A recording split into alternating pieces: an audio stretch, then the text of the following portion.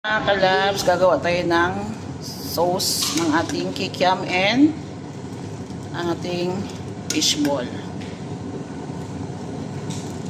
So maglalagay na po tayo ng ating pampalapot. Nandiyan tayo, tiyahin muna natin.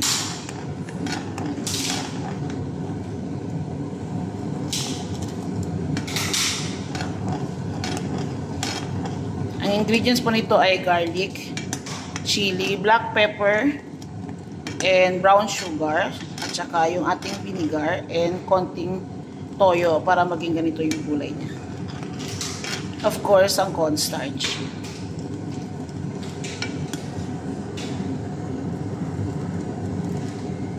So, dagdagan pa natin yung ating cornstarch.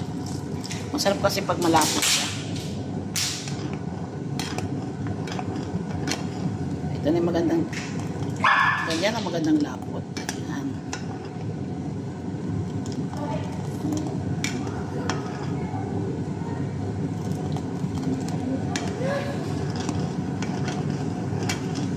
And then next, pipituhin na natin ang ating kikiam at ating fishball.